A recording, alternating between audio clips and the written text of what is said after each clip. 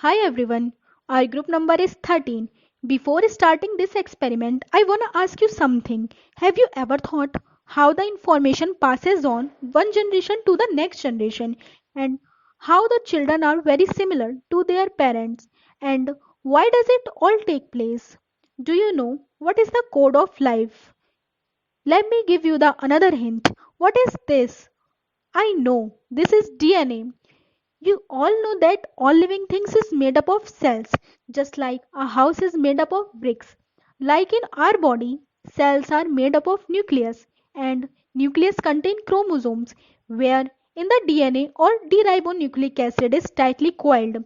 The next question is, what is DNA? So, DNA is a record of instruction telling the cells what its job going to be. DNA is beautifully curved ladder. We call that structure double helix. And this model of DNA proposed by Watson and Crick in the year of 1953.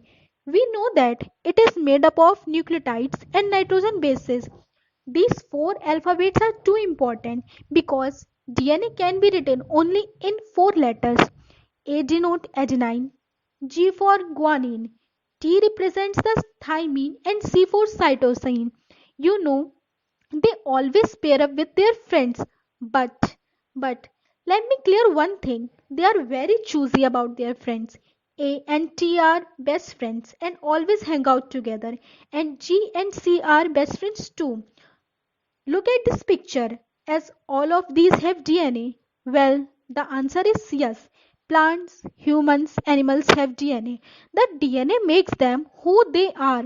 Coming to the next point, I would like to discuss some interesting facts about DNA.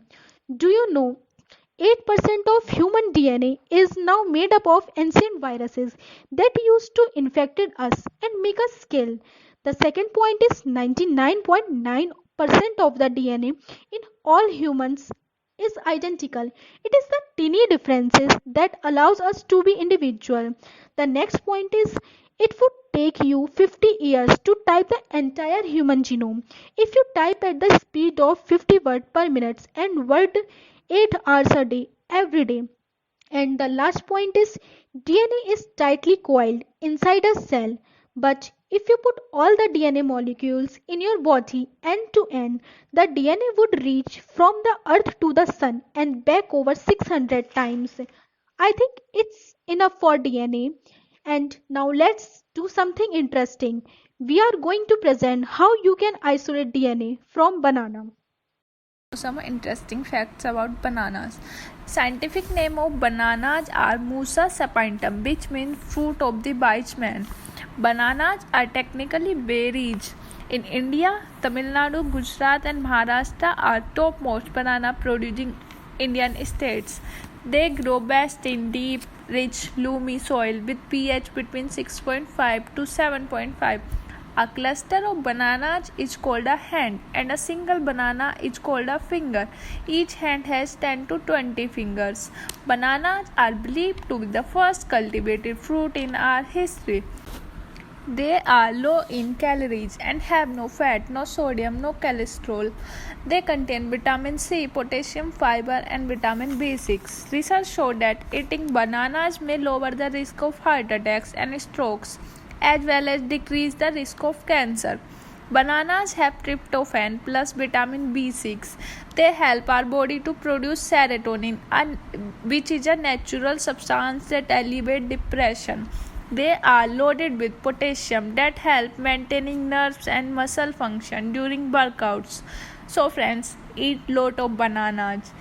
Also, humans share about 50% of our DNA with bananas, so it's quite useful in our experiment.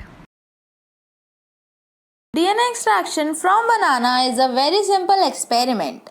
For this, we need 1 chopped banana, half a glass of water, 1 tablespoon of salt, chilled ethanol, 2 tablespoons of dishwashing liquid, a ziplock, a sieve, a glass and a cup.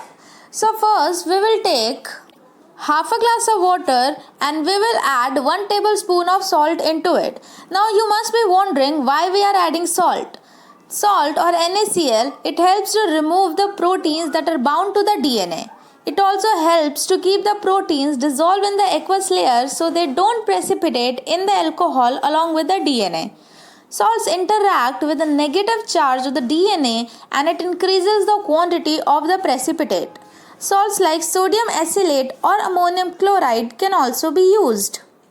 Now we will add 2 tablespoons of dishwashing liquid or shampoo into it. So what is the function of a dishwashing liquid or a shampoo? This helps to dissolve the cell membrane, which is a lipid bilayer. Now we have to mix it completely. Now we will take the chopped bananas and we will put it into the Ziploc bag and seal it. We didn't have a Ziploc bag, so we tried an alternative and it worked really well. Ensure that there is no air into the bag. Mashing has to be done completely. You can also use a blender, a rolling pin or a kitchen mallet. Make a perfect paste. To this we will add 1/4 cup of the soap solution that we already prepared and we have to mix it thoroughly so that the paste gets incorporated into the soap solution. Now we have to leave it for 10 to 20 minutes. Now you must be wondering why we mash the bananas. Because DNA is present inside the cell and mashing helps in exposing a greater surface area from which DNA can be extracted. DNA has been exposed but we cannot see the DNA into the dense solution because DNA is soluble in water. Now we have to filter the solution. For this we will use the sieve and we will pour the solution into this. The liquid which is collected into the glass is our filtrate, which is free from the lumps of bananas. Now we will add chilled ethanol. Role of alcohol in DNA extraction is to precipitate the DNA into a visible form. Also, it is used in DNA washing and storing. Alcohol like methanol can also be used, but it is less effective. We have to keep in mind that we have to use 70% alcohol for precipitation and storing. That is 700 ml of alcohol in 1 liter of water. And to wash the DNA to remove the other impurities, we will use 100% alcohol. Now we have used chilled alcohol here because it increases the yield of the DNA. You can see that the DNA is isolated. It can be extracted with the help of a skewer or a toothpick. We didn't have these, so we used a forceps. This gooey substance is nothing but DNA. The ability to extract DNA is of primary importance to studying the genetic causes of disease and for the development of diagnostics and drugs. It is also essential for carrying out forensic science, sequencing genomes, detecting bacteria and viruses in the environment, and for determining paternity. It is also used to find out the criminals. Thank you so much everyone. I hope you liked our video.